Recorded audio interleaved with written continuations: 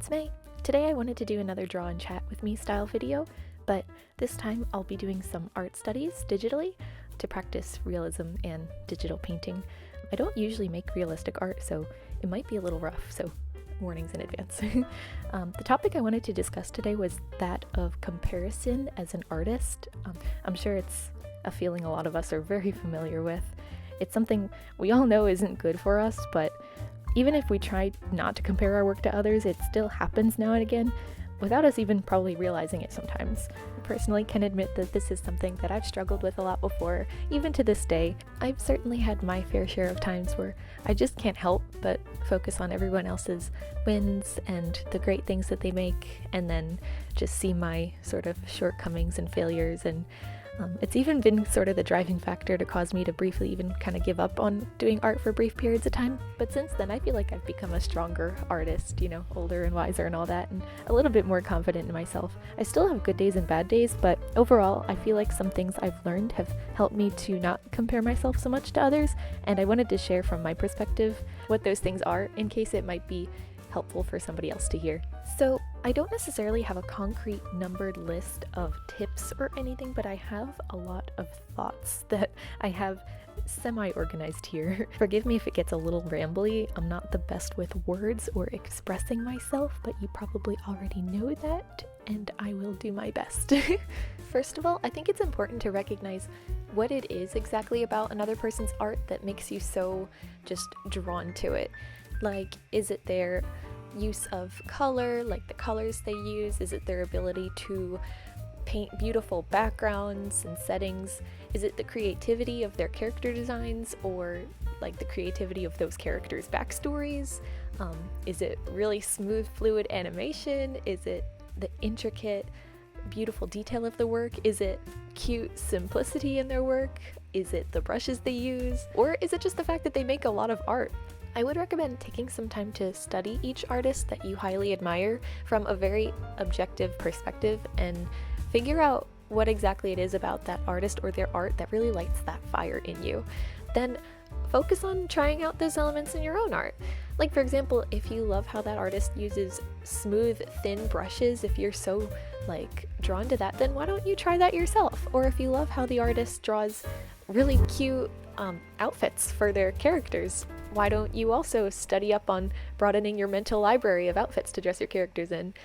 Or if you love how they fill their sketchbooks, I don't know, everybody has their own style of filling a sketchbook, but if you like how a certain person fills their sketchbook, why not try some of those same techniques that they use in yours? And all this is not to say just go and copy the people that you like. That is not what I'm saying. Please do not copy people blatantly. I more so mean it in a way that when we resonate with a certain aspect about a person's art style, we could either just think, that it's really pleasing to look at, or it could be an indicator that we might have been meaning to create a similar style of art, in our own work, and then seeing it concretely in somebody else's work, that it lights that fire in us, because it makes us feel like, oh yes, that's it, that's how I want my work to be, that's the vibe, that's what I'm trying to go for, and now I see somebody else doing something similar to what I want to do. And yeah, again, it comes with a caveat. Please do not just copy other people, because you'd lose yourself in the process. You want your work to be yours and not just a carbon copy of what you see another person doing. So don't copy exactly what other people are doing. Just recognize elements in other people's work that you think you might want to try, or that you think you might really like, and try those things. I don't know. It's like the elements, not the whole art style. Do you know what I mean? I hope that makes sense. And the people that like your work, they're not following you to be a copy of somebody else. They're following you because they like what you make and how you make it. So remember that no matter what, even if you like elements in other people's work, there's probably a lot of people looking at you and just being obsessed with the way you do something, and they're probably like, oh, why can't I do it that way? And yeah, so, just be proud of your own work, Another thing that might come off very intense, but I don't know, it's kind of like a hard truth out there, and I think it really should be said. It is also important to check yourself for unnecessary bitter envy or jealousy, that feeling of oh, my art is so much better than that other person's art. How come they have so many more followers than me, or so much more attention than me, or I deserve more than them? they don't deserve to be as popular as they are. Does that sound familiar? Even if you don't want to admit it, have you even once has that thought like crept into your mind?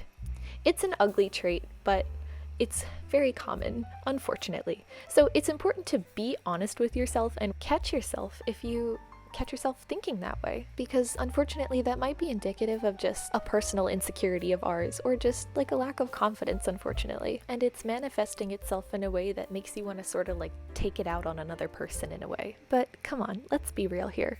Who are you to decide that that person doesn't deserve the success that they have? Are you that insecure in the value of your own work that you feel the need to degrade and bring down the hard work of others? Whether that work is highly advanced or even more beginner, it doesn't matter.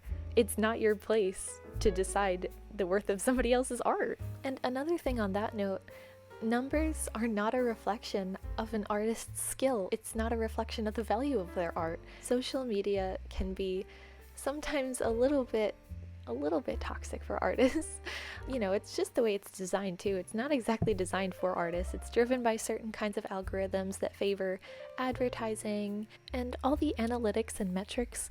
It can be helpful sometimes, but all too often it can also be way too easy to obsess over and then make the determination of our value as an artist according to those numbers, which honestly, it's kind of silly once you really take a step back and think about it. But when you boil it down, at the root of it, I mean, we all want our art to be seen. We all want to be known for what we do, and there's nothing wrong with that inherently, but it's just the way social media is designed. It can kind of make us, it can make us just very frustrated. Like, everyone's shouting into the void and, you know, fighting for everyone's attention, and the small chance of being picked up and seen by many is determined by a lot of different factors, whether it's the frequency or length of time you've been posting. Someone could give a really hot take and then get really popular for the wrong reasons, sort of, or just like being really funny or unique, or it's just simply chance. Honestly, you just at the right place at the right time. So it's not the best like environment for artists, but it's what we have, so we just kind of have to learn to live with it. But don't let like the culture of social media sort of cloud what real success is as an artist. And honestly, that could be different for every single person, but in my opinion, real success as an artist is not giving up or quitting, especially just because one random other person happens to have cooler art than you, which is totally subjective anyway. Another person could hold the sincere opinion that your art is like better than theirs, but at the end of the day, it doesn't matter about being better than one another, even because we're all on our own journeys. We're at different ages, skill levels, and you know, art is about creating and connecting with others, telling stories, you know, bringing simple joys to the world, or deep, profound meanings and commentary to the world from our unique creations of our minds that can't be replicated by other people or AI. And that's a whole other different conversation I do not care to go into right now because it'll just make me mad. But yeah, don't worry about who's better than who, because at the end of the day, we all have something unique we can bring to the table. And that's great. What you should focus on is bringing people up. Instead of being intimidated by it, learn to recognize the achievements of others and celebrate their wins. Other people's talents and achievements don't really take anything away from anybody else, so we should celebrate them. But that said, we really should take care to see how we're feeling, seeing how things make us feel. And honestly, if you see somebody on your timeline and you just always, I don't know, it's just always very discouraging to see them, and no matter how like positive you're like trying to be, they just always, I don't know, it's just always like a negative feeling they elicit in you. You shouldn't like be shy to just mute or unfollow certain people if, you know, it just keeps eliciting these negative feelings or discouragement in you. Maybe not even like permanently, just maybe until you're in a healthier and more confident state of mind. I think doing that and just sort of temporarily at least removing certain things from your life is an infinitely better option than possibly saying something a little rude or otherwise expressing some kind of negativity towards them or about them. So I think it's totally fine to just like mute and unfollow people if you really need to. Or maybe it's not certain people you might need to mute or unfollow. Maybe it's not that the thing that you might need to remove. Maybe you might actually need to take a step back yourself and possibly just take a little bit of break from art for a little bit. If like you're consistently unsatisfied with what you make, then yeah, it's possible you might just need a little break. And it's a good idea to fill your creative well back up by indulging in other things you love, like playing a video game or going out somewhere, or just hanging out with friends, or watching anime, or crocheting, or any other hobby you might like, just living your life. And that might be good for you. And then when you return to art, you might be a lot more inspired than before, or you might start making art that like all of a sudden you're super proud of. So maybe that'll be all it takes. Another thing that I think is a good idea is to give yourself your own highlight reel.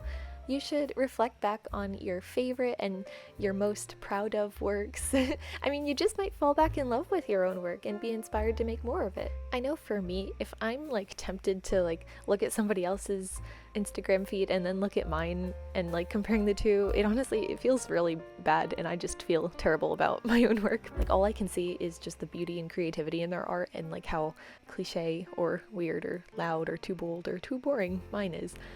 But if I one day just kind of scroll down my own feed and let it shine on its own, like not looking at anybody else's, and then just kind of reflect back on old pieces and maybe rewatch one of my speed paint processes, or maybe I'll remember where I was in life when I created that piece, and to be honest, it feels pretty good, and I feel good about myself. I don't know.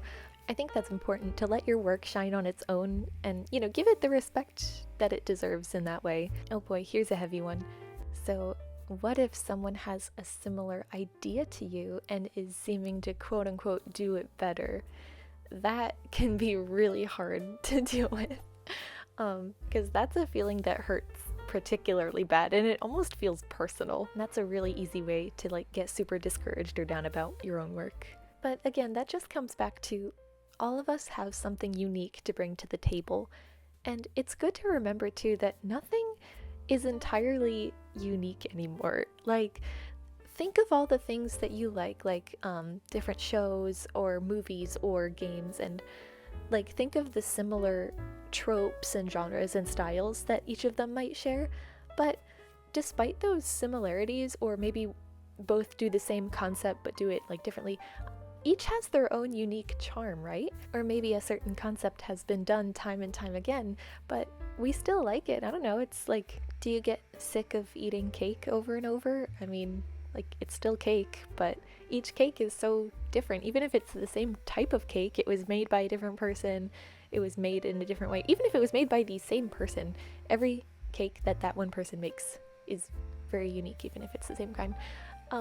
Do you kind of follow where I'm getting at here? Honestly, I think I just got a little bit sidetracked, but I just wanted to say that every individual artist can take like a universal like concept, like for example, the 4 seasons. Like in my webcomic, there's characters that are based on the 4 seasons, but that doesn't mean I own the 4 seasons. Like, other people can make characters based on the seasons too, and do it in a totally different and unique and cool way. So yeah, every artist can take a concept or idea and bring their own new thing to the table that is completely their own and completely valuable, that no one else has in their brain to come up with that thing. You are the only person that can do the things that you do. Again, you are the only person that can create the things you create in the way that you create them. Every person comes with a unique brain, unique perspectives and opinions, a different upbringing, likes and dislikes, life experiences, and all that has an influence on how each of us approaches creation the way we do. And no matter how quote-unquote similar two people's styles might be in terms of like the types of characters they might like to make, or the colors they use, or the way they draw eyes, they're still totally unique. Is it really crazy to think that in this modern day and age, and with the increased saturation of like artists and creatives online, that there might not be like a little bit of overlap in like the minute elements of one person's creation to another's? We're not all totally mutually exclusive to one another. Like, artists get inspired by each other, and even if that's not the case, like if they're unaware of each other's existence, artists can happen to like the same things and happen to create similar things, and there's nothing wrong with that. And there's nothing wrong with liking like similar fandoms or aesthetic elements or creative processes. No matter how similar we might be, we're all still very much one of a kind. And we also shouldn't compare one another. I don't know, I feel like that's how close is that to the topic of the video? I'm not really sure. So, can comparison between artists ever be beneficial? I think it can be, in a way, used as inspiration, motivation, something you want to see in your own art, but is missing in your own art, and you see it in another person's. it can be used to gauge how far you've come when you're comparing against like your own past works.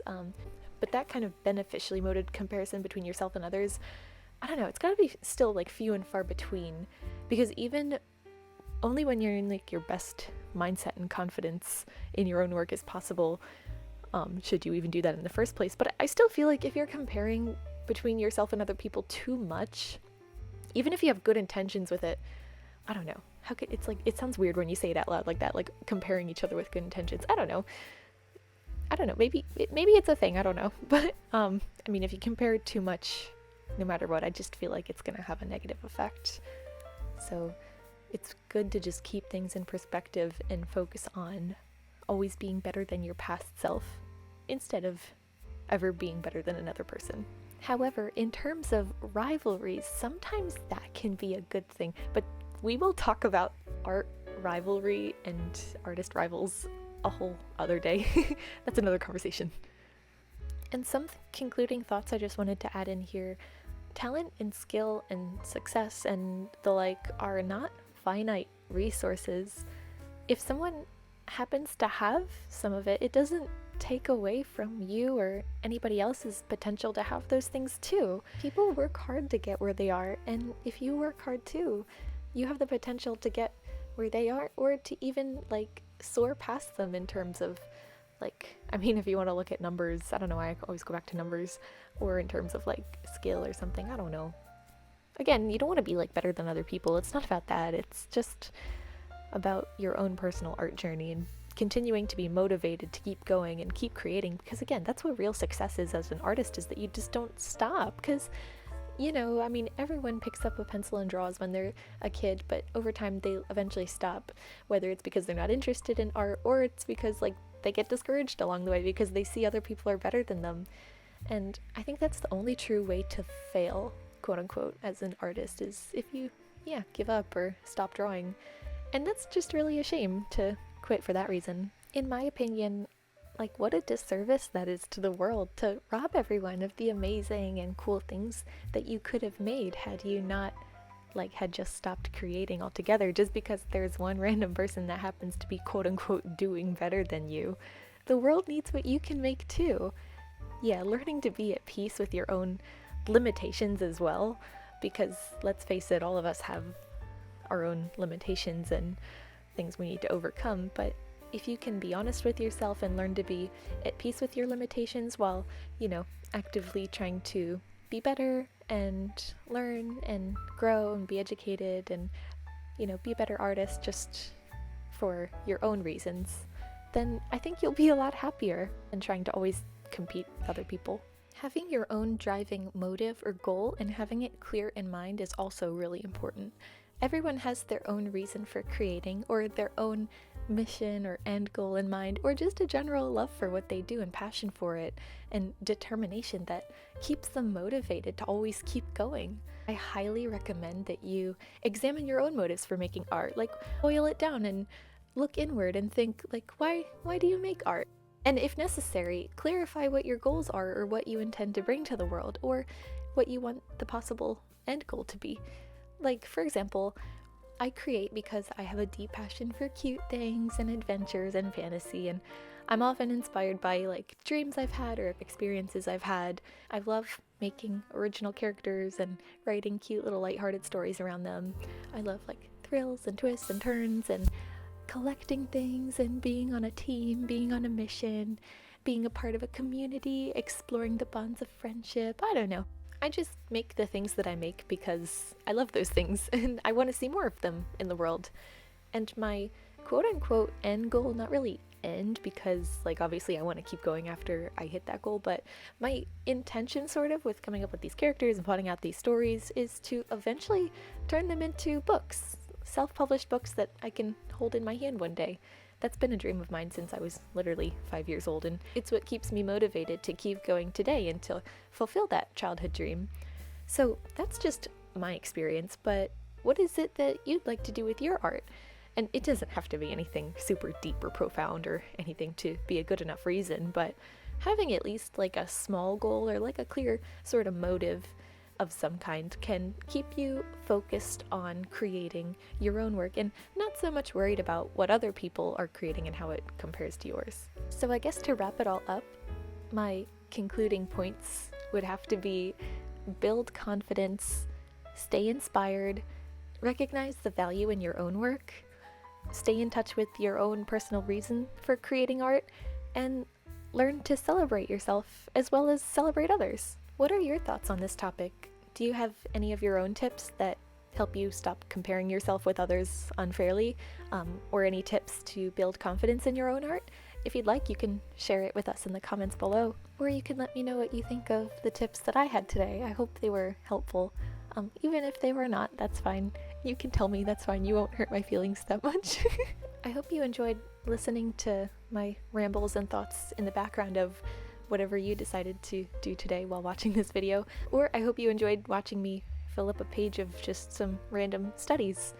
I really like how this turned out, actually, and it ended up turning into kind of like a sort of a summery themed, like warm weather themed spread of random sketches, and it was cool. It was a nice opportunity to sketch digitally and practice realism digitally. I feel like I find that I can do realistic art more easily in a traditional method instead of digital. I feel like when I go to digital art, it's always like stylized drawing, and my more cartoonish style of drawing is easier. It comes more naturally to digital art, and then if I draw traditional, realism is more likely to come out. It's kind of weird, but this was a fun practice and a good opportunity for me to sort of switch it up a little bit.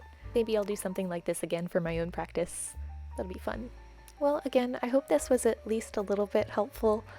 If you'd like to see more from me in the future, please consider subscribing, and liking the video really helps too.